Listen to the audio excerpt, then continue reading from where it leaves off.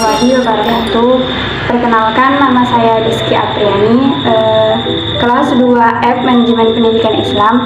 Di sini saya akan menjelaskan dan menjawab hasil ujian tengah semester pelajaran atau mata kuliah Manajemen Pendidikan Sekolah Dasar dan Menengah.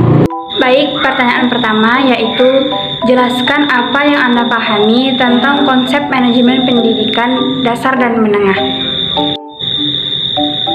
Yang pertama yaitu manajemen sekolah dasar. Manajemen sekolah dasar pada umumnya atau pada dasarnya merupakan penerapan manajemen sekolah di sekolah dasar. Manajemen sekolah dasar merupakan proses di mana kepala sekolah selaku administrator bersama atau melalui orang lain berupaya mencapai tujuan yang ingin dicapai. Berdasarkan pengertian yang telah saya uraikan tadi, dapat disimpulkan bahwa manajemen sekolah dasar merupakan proses atau dalam artian serangkaian kegiatan yang diupayakan kepala sekolah bagi kepentingan sekolahnya. Sedangkan manajemen pendidikan menengah yaitu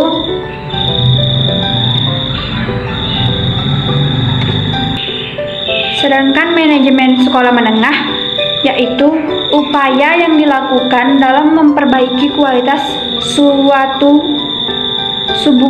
sebuah lembaga pendidikan tingkat menengah guna tercapainya tujuan pendidikan yang dituju. Lanjut soal yang kedua yaitu apakah setiap jenjang pendidikan membutuhkan kemampuan manajerial yang berbeda? Apa alasannya?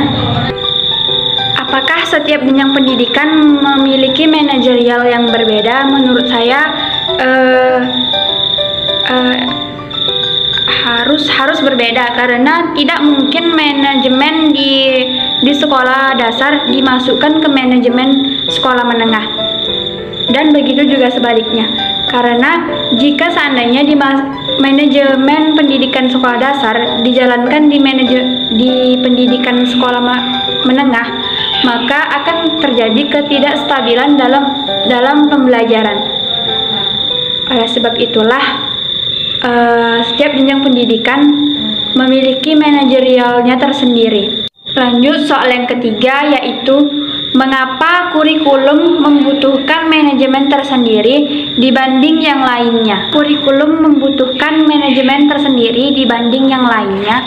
Alasannya yaitu kurikulum mempunyai kedudukan yang sangat penting bagi pendidikan, yang sangat penting dalam pendidikan, karena kurikulumlah yang mengatur atau mengarahkan agar tujuan pendidikan dapat tercapai dan tidak melenceng dari tujuan yang telah direncanakan.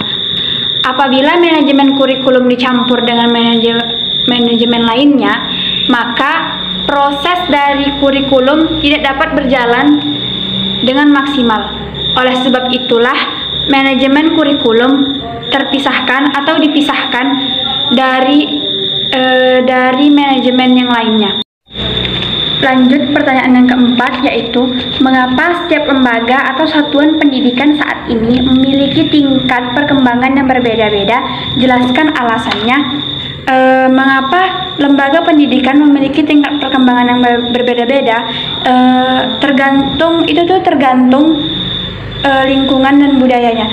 Karena jika lingkungannya mendukung, maka akan berkembang pula lembaga pendidikan tersebut, dan begitu juga sebaliknya. Jika budaya atau lingkungan tidak mendukung, maka terhambatlah lembaga pendidikan tersebut. Pertanyaan yang kelima yaitu jika Anda ditempatkan sebagai pemimpin di lembaga pendidikan terbelakang, contohnya kompetensi staf rendah, minim keuangan, dukungan masyarakat rendah, prasarana dan sarana yang minim, apa yang Anda lakukan untuk meningkatkan mutunya? Jelaskan. Yang pertama yaitu meningkatkan kompetensi staf yang rendah. Maka sebagai pemimpin, saya akan menganjurkan untuk para staf melanjutkan pendidikan ke jenjang yang lebih tinggi. dan mengadakan program-program sehingga para staf memiliki kemampuan yang memadai untuk menjalankan peran dan fungsinya sebagai staf. Yang kedua, minim keuangan. Untuk meningkatkan keuangan dengan cara membuat program keuangan, evaluasi biaya perawatan infrastruktur setiap bulannya, membuat program khusus untuk menarik para investor. Yang ketiga yaitu dukungan masyarakat yang rendah. Dukungan masyarakat merupakan aspek yang penting dalam perkembangan mutu sekolah. Maka sekolah harus mendapatkan dukungan penuh dari masyarakat dengan salah satu caranya yaitu mengajak beberapa tokoh masyarakat untuk bekerja sama dengan sekolah. Yang keempat, prasarana dan sarana yang minim. Dalam pendidikan, prasarana dan sarana sangatlah penting karena dibutuhkan. Jadi, jika prasarana dan sarana yang minim, maka akan menjadi faktor penghambat peningkatan mutu pendidikan. Jika prasarana dan sarana minim, maka saya selaku pemimpin akan membuat peraturan yaitu tidak merusaknya, baik sengaja maupun tidak memperjualbelikannya, membuat perencanaan yaitu dengan cara penyimpanan, pemeliharaan, dan lain sebagainya. Baiklah, hanya ini yang dapat saya sampaikan. Lebih dan kurangnya saya mohon maaf. Assalamualaikum warahmatullahi wabarakatuh.